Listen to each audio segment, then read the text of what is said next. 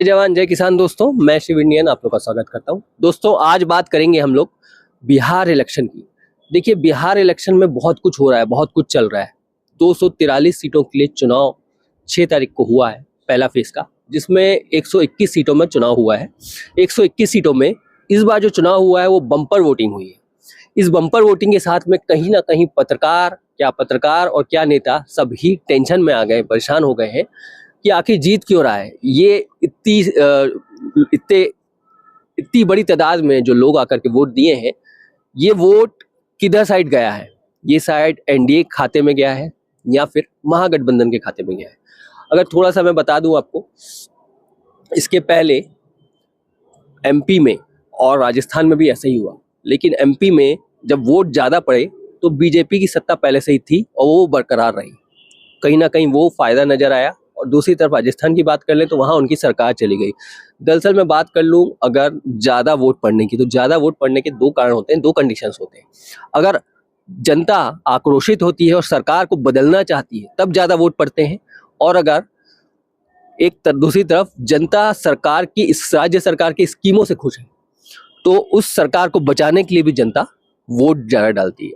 बिहार की बात कर लूं तो बिहार के इतिहास में ऐसा पहली बार हुआ है कि इतनी बड़ी तादाद में वोट डाले गए हैं। वोट में अगर देखा जाए एक पैटर्न और देखा गया है, महिलाएं बढ़ चढ़ करके हिस्सा लिए हैं, महिलाओं ने बढ़ चढ़ के हिस्सा लिया है। लेकिन जो महिलाओं का वोट है, ये महिलाओं का वोट कहीं ना कहीं नीतीश कुमार के सपोर्ट में, क्योंकि जब बिहार के लोगों से जब आप बात करते हो, महिलाओं से बात करते हो, तो महिला कहीं ना कहीं वहां पर नीतीश राज जब से आया 2005 से, उसके बाद काफी ज्यादा सुरक्षित महसूस करती हैं। उसके अलावा अभी हाल ही में जो 10,000 कहीं ना कहीं खाते में नीतीश कुमार ने डाला है बिहार के महिलाओं की, ये भी कहीं ना कहीं उनको खींच के लाने की बात चल रही है कि इसकी वजह से भी महिलाएं बढ़ चढ़ करके हिस्सा ली हैं। उसके अलावा बात कर लूं वोट चोरी की, 5 तारीख को राहुल गांधी हाइड्रोजन बम फोड़ते हैं, तीसरा, और उसमें वो ब्राजीलियन महिला की बात करते हैं। किस तरीके से ब्राजीलियन महिला जो कि मॉडल भी है, ठीक है, उनके नाम से अलग अलग हरियाणा में अलग अलग जगह पर वोट डाले गए और अलग अलग नाम से वोट डाले गए। तो ये फर्जीवाड़ा सामने आया है। उसके बाद मॉडल का वक्तव्य सामने आया, उसने बोला मुझे इंडिया से प्यार है लेकिन मैं इंडिया कभी भी नहीं गई हूँ। उसने अपना वक्तव्य भी दे दिया। इसका मतलब साफ तौर पे फर्जीवाड़ा वहाँ की जो सरकार है उसकी तरफ से आया। वहां पर एक प्रकार से हरियाणा में सरकार कहीं ना कहीं बीजेपी की बन गई थी। तो राहुल गांधी ये प्रूव करना चाह रहे थे चुनाव के ठीक एक दिन पहले कि ये जो सरकार है वोट चोरी की सरकार है।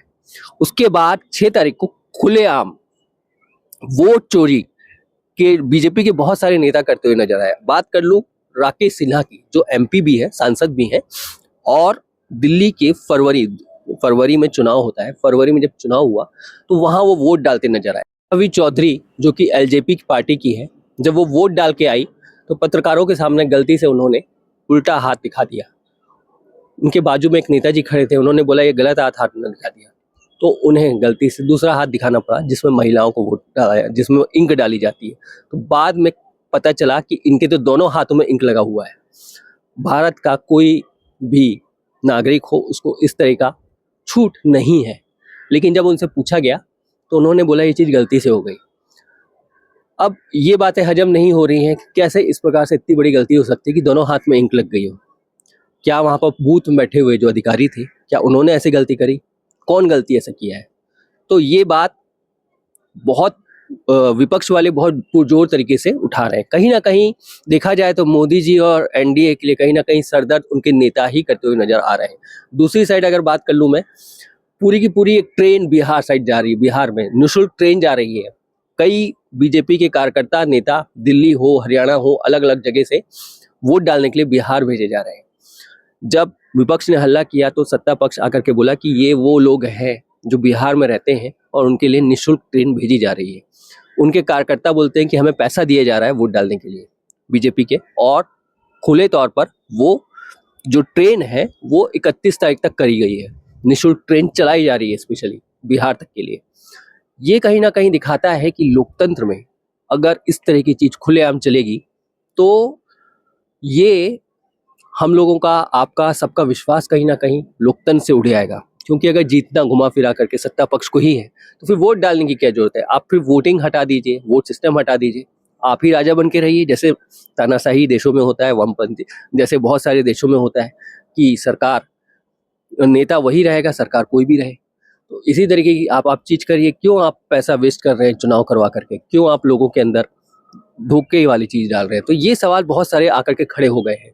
अब खुल्लम खुल्ला बीजेपी के नेता इस तरह की चीजें करने लगे हैं। कहीं ना कहीं एसआरआई कोर्ट ने बोल दिया, एसआरआई वाला मामला हो गया, सब कुछ हो गया, कोर्ट ने कह दिया, उसके बावजूद भी चुनाव आयोग पे भी बहुत बड़ा एक सवाल है। चुनाव आयोग भी शांत है, कुछ नहीं कह रहा है, कुछ भी बात नहीं कह रहा है। क्या चुनाव आयोग का अब कोई मतलब नहीं रह गया है? सवाल यही है। कमेंट करके बताइएगा बिहार इलेक्शन में इस बार क्या होने वाला है, और इस बार जो चुनाव में कहीं ना कहीं बम्पर वोटिंग हुई है वो किस साइड इशारा कर रही है। कमेंट करके जरूर बताइएगा। न्यूज़ में हमारे साथ बने रहिए, आगे इसी तरह की खबरें हम आप लोगों के सामने लेकर के आते रहेंगे। तब तक के लिए जय जवान जय